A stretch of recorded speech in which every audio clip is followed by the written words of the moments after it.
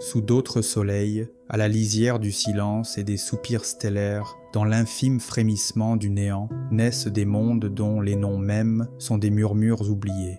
Dans la vaste tapisserie du cosmos, des milliers d'étoiles ourlent la nuit de perles froides, et autour d'elles, comme des pensées en errance, dansent des planètes invisibles, cachant peut-être des océans, des vents, des montagnes silencieuses, des ciels où jamais aucun regard humain ne s'est posé. À travers les abîmes du temps et de l'espace, la matière s'assemble, se modèle, respire en silence. Des continents s'étendent, des mers s'évaporent, des orages éclatent dans des cieux que nul poème terrestre n'a pu décrire. Et parmi ces innombrables enfants du vide, certains mondes murmurent, à peine audibles. Nous sommes prêts, prêts à accueillir la vie, prêts à devenir le théâtre d'existences nouvelles, prêts à épanouir dans leur fragile équilibre des histoires aussi brèves et précieuses que des étincelles dans l'obscurité. Nous scrutons leurs ombres, capturons les palpitations légères de leurs atmosphères lointaines, espérant y déceler une trace, un écho, un frisson de ce miracle que nous appelons vie. Sous d'autres soleils, à travers les jardins glacés des galaxies, se cachent peut-être des havres d'espérance, des refuges d'âme, des berceaux de rêves encore endormis. Là-bas, au-delà du souffle de nos ancêtres, au-delà des mémoires fossiles des premières étoiles, l'univers écrit sans cesse ses propres poèmes, et il nous invite, nous aussi, à tourner les pages d'un livre infini. La vie ailleurs, non comme un mirage, mais comme une promesse discrète, brodée au fil d'argent dans l'immensité de la nuit.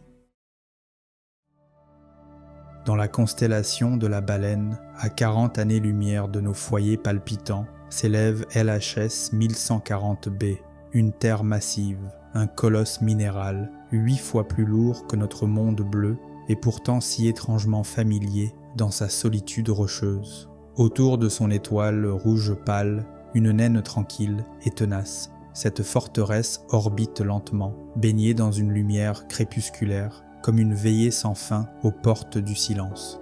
Son atmosphère, dense et lourde, est peut-être un bouclier contre les tempêtes stellaires, préservant en son sein des océans d'encre, des lacs de brume ou des mers encore inviolées. Sous ses écorces sombres, le cœur de la planète pulse lentement, gardien secret de la chaleur primordiale, source potentielle d'une vie minuscule, accrochée au souffle discret d'un monde ancien. À 1400 années-lumière d'ici, sous le regard vieilli d'un soleil plus ancien que le nôtre, sommeille Kepler 452b. Souvent surnommé le cousin de la Terre, il danse dans une orbite presque jumelle à celle de notre planète, recevant une caresse lumineuse à peine plus intense que celle que nous connaissons. Si la vie y a fleuri un jour, elle l'a fait sous des cieux d'ambre et d'or, où les forêts, baignées d'une lumière plus chaude, chantaient des psaumes que nul homme n'a jamais entendus. Ces montagnes, sculptées par le vent et le temps, peuvent porter encore les traces d'anciens fleuves, des rivières cristallines, serpentant entre des vallées oubliées. Mais son soleil, vieillissant, menace lentement de tout consumer, transformant ce jardin secret en un désert de cendres et de souvenirs. Dans la pénombre discrète du cosmos veille Teegarden B, né il y a 8 milliards d'années, bien avant que nos océans ne songent à exister. Cette planète antique est le témoignage silencieux d'un passé où l'univers balbutiait encore ses premières symphonies. Plus petite, plus dense que la Terre, elle orbite tout près d'une naine rouge froide, recevant juste assez de chaleur pour que l'eau, peut-être, danse encore à sa surface. Un éternel crépuscule règne sur ces terres, ni jour éclatant, ni nuit totale, mais un entre-deux, propice aux rêves, aux germes de vie lente, patiente, immortelle.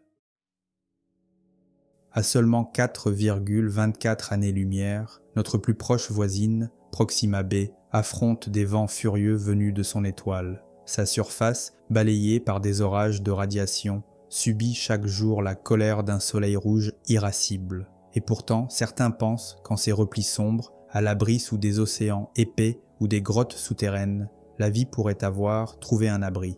Si elle existe, elle est forgée dans le tumulte, endurcie par les tourments, telle une fleur poussante au sommet d'un volcan.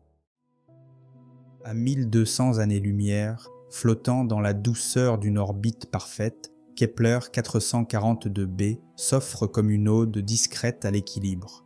Une planète rocheuse, légèrement plus petite que la Terre, baignée par la lumière d'une étoile douce et stable. Ces mers, vastes et profonds miroirs d'azur, peuvent dissimuler des jardins coralliens, des forêts d'algues géantes, des créatures douces, anonymes. Le vent y glisse sans violence, le ciel peut-être est d'un bleu pur, vierge de souillure, et les montagnes dressent leur cime immaculée sous un firmament d'or. Kepler 442b, c'est l'invitation silencieuse à ce que la vie recommence ailleurs, libre, neuve, insouciante. Sous d'autres soleils, là où la lumière effleure la matière sans la blesser, des rêves naissent, silencieux, fragiles, éternels. Dans les plis discrets de la Voie lactée, des planètes émergent encore, telles des perles noires, telles des soupirs endormis sur l'épaule du néant. Peut-être, en cet instant précis, à 1000 années-lumière ou à quelques battements d'étoiles, une cellule frissonne doucement, ignorant encore quelle est la promesse d'une symphonie future, d'une histoire infiniment précieuse. Peut-être qu'un simple battement de molécules, un mariage heureux entre carbone et azote, entre chaleur et patience, écrit déjà l'ouverture d'un poème qui sera conté des milliards d'années plus tard. Ainsi va le cosmos, ainsi palpite la vie. Nous sommes faits de poussière d'étoiles, Carl Sagan, poète des galaxies. Chaque atome de notre sang, chaque fragment de nos os, chaque soupir que nous échappons à la nuit est le fruit d'une ancienne explosion. D'une étoile morte il y a des éons, brisée dans un feu d'artifice d'éléments. Notre calcium, notre fer, notre carbone, tous naquirent dans des cœurs stellaires avant d'errer pendant des millénaires dans le vide, avant de trouver asile dans un nuage de poussière, avant de s'assembler un jour en un être pensant. Nous sommes l'univers qui se contemple lui-même, le néant devenu mémoire, devenu rêve. Chaque monde que nous découvrons, chaque exoplanète que nous caressons du regard, n'est pas seulement une curiosité lointaine, c'est une invitation, un écho, une nostalgie de ce que nous fûmes et de ce que nous pourrions redevenir ailleurs. Oseras-tu venir, murmure l'univers, dans la langue sans mots de ses vents cosmiques, dans les ondulations discrètes de son espace-temps, voyager. Ce serait emporter avec nous nos océans intérieurs, la douce odeur humide des forêts après la pluie, le rire du vent sur les prairies, le parfum ancien des pierres réchauffées par le soleil. Partir, ce serait être les héritiers silencieux d'un monde que nous avons aimé, les porteurs d'une mémoire vivante, les bâtisseurs d'une nouvelle terre, ailleurs, sous un autre ciel. Nous n'avons pas d'autre endroit où aller, pour l'instant. Stephen Hawking, éclaireur des infinis. Le cosmos n'a ni haine, ni tendresse. Il est simplement immensément, indifférent à nos rêves, à nos peines, à nos chants. Et pourtant, dans cette froide immensité, se cache un espoir aussi fragile que la première lumière d'une aurore. À travers le tumulte de ses forces, à travers les effondrements des étoiles et les danses lentes des galaxies, il nous offre, encore et toujours, des promesses de recommencement. La vie, là-bas, ailleurs, pas comme un mirage, pas comme un écho lointain, mais comme une certitude discrète, qui attend, patiente, que nous venions lui répondre. À bord de navires ourdis de lumière, guidés par des cartes tissées d'étoiles mortes, nous franchirons les gouffres sombres. Nous danserons sur les anneaux pâles de géantes gazeuses, nous boirons la lumière filtrée par des atmosphères d'opale, nous écouterons le vent glisser sur des plaines que nul n'a foulées. Nous serons alors des conteurs d'étoiles, des bâtisseurs de silence, des tisseurs d'aube. Nous porterons en nous l'histoire fragile d'une planète bleue, jadis suspendue comme un bijou oublié dans l'immensité d'un bras spiral de la Voie lactée. Nous chanterons à voix basse les noms de nos rivières disparues, les murmures de nos arbres, les cris de nos océans. Nous serons l'écho de la terre. Et dans l'insondable indifférence des nébuleuses, dans la majestueuse froideur des amas galactiques, le cosmos, peut-être, sourira. Juste un peu, car nous aurons répondu à son appel, nous aurons osé franchir l'abîme, nous aurons prouvé que la vie, infime et fragile, peut défier l'infini.